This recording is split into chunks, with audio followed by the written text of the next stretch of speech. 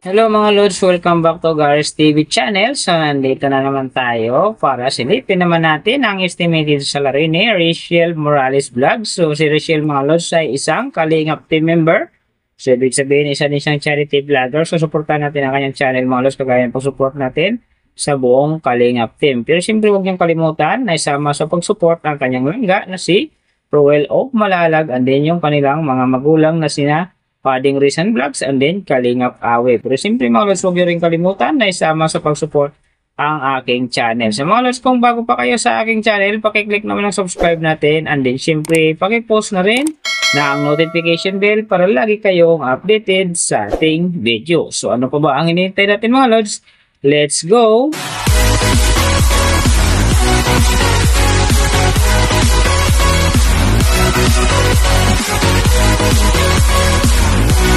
So mga Lods, si Rachel Morales Vlog sa ngayon ay mayroon ng upload videos na 564 and then mayroon na rin siyang subscriber na 240,000.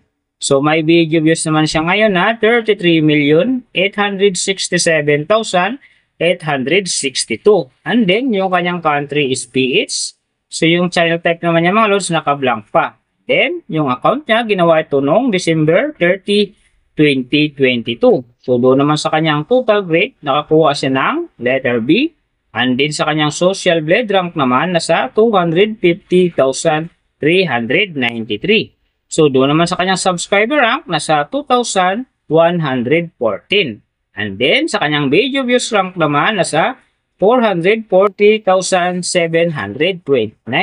So doon naman sa kanyang country rank, nasa 831. And then sa kanyang channel type rank, same pa rin mga Lods, naka-blank pa. So nakita na natin yung kanyang ranking.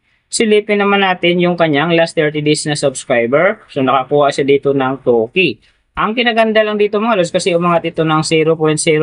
So ibig sabihin nun, kung i-compare natin sa nakaraan niyang buwan, halos parehas lang ang pasok ng kanyang subscriber. So hindi ito bumaba.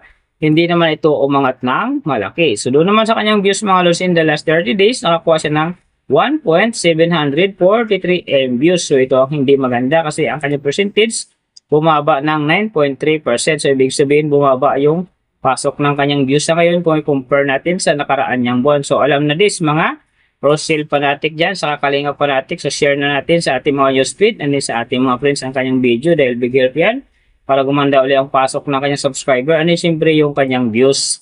So nakita na natin yung kanyang ranking, last 30 days subscriber.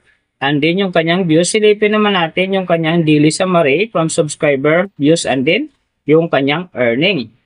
So sa kanyang subscriber mga Lods, may isang araw lang akong nakita rito na umangat ng 1K. Noong September 29, nakakuha siya ng 1K. Kaya ang kanyang subscriber ngayon nasa 240,000. So doon naman sa kanyang views mga Lods, yung magaganda rito, September 26, nakakuha siya ng 121,000. And then pagdating naman ng September 28, nakakuha siya ng 77,000. So pagdating naman ng October 3, nakakuha siya ng 92,000. And then October 7, 96,000. So yung last na medyo maganda sa kanya dito yung October 8. So nakakuha siya dito ng 135,000. So yan ang magagandang views na nakuha niya mga Lods. Pero sinasabi ko hindi yung ganun kaganda kasi nga ang kanyang percentage dyan ay bumaba ng 9.3%. So doon naman sa kanyang earning, tingnan natin dito yung September 30. So sa kanyang low estimated, nakakuha siya ng $19. And then sa kanyang high estimated naman, nakakuha siya ng $303. So ang mga yan naman mga Lods, daily summary lang. Mas maganda kung silipin natin yung naka-round off na from daily, weekly, and monthly para malaman na natin kung magkano na ngayon ang estimated salary ni Rachel Morales Vlogs dito sa YouTube. So, unahin natin yung kanyang daily average. So, sa daily subscriber, nakakuha siya ng 67. And then, sa kanyang views naman, nakakuha siya ng 58,089. So, doon naman sa kanyang daily, low estimated ng kanyang earning, nakakuha siya ng $15. So, times natin sa 57, mayroon siyang 855. And then, sa kanyang daily, high estimated naman ng kanyang earning, nakakuha siya ng $232. So times natin sa 57, mayroon siyang 13,224.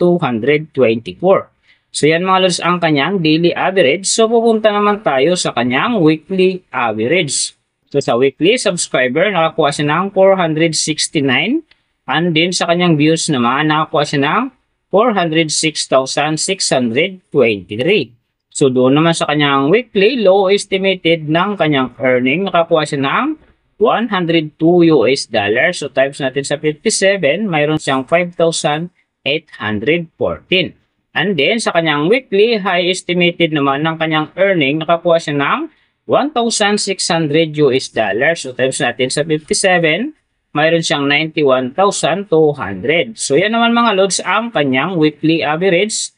So pupunta naman tayo sa kanyang monthly average. So sa monthly subscriber, nakakuha siya ng 2K. And then sa kanyang views naman, nakakuha siya ng 1,742,649. So doon naman sa kanyang monthly low estimated ng kanyang earning, nakakuha siya ng $436. So times natin sa 57, mayroon siyang 24,852. And then, sa kanyang monthly, high estimated naman ng kanyang earning, nakakuha siya ng $7,000. So, times natin sa 57, mayroon siyang 399,000. So, yan naman mga lods ang kanyang monthly average. And then, yung nababanggit ko rito or nakikita nyo is pawang estimated lamang yan, nakabis lang tayo sa social bid website. Sa public website na kahit sino pwedeng mag-open para malaman kung magkano na ang estimated salary ng ating mga iniidolong YouTuber, vlogger, or influencer. And then mga lods, lagi kong sinasabi yan, palaging natutupad yung low estimated kasi nga hindi talaga natin kayang i-demand sa ating mga viewers na huwag mag-skip ng ads. Pero pwede pa rin naman yan maging times 2, times 3, or maging times 4 pa yan kapag ang isang vlogger nakapagpa-viral ng kanyang video. Pero siyempre mga lods, kung supporter ka ni Rachel Morales Vlogs or Rochelle Fanatic ka or Kalingap Fanatic, huwag ka na mag-skip ng ads dahil big help yan sa kanyang channel. At saka syempre, sa mga kababayan natin na kanya rin tinutulungan dahil siya nga ay isa ding charity vlogger. So syempre mga lods, huwag nyo rin kalimutan na huwag na rin skip ang aking ads dahil big help yan sa aking channel.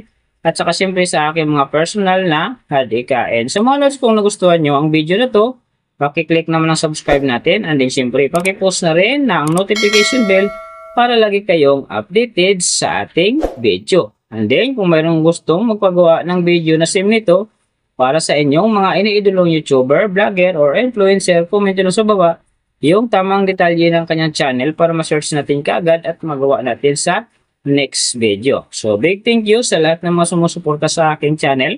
Sa magsusupport pa lang, ingat kayo palagi and God bless. At sana gabayan kayo palagi ng Panginoon sa ginagawa niyo araw-araw. At syempre, magtagumpay din kayo sa inyong mga pangarap. So, hanggang dito na lang. See you on my next video.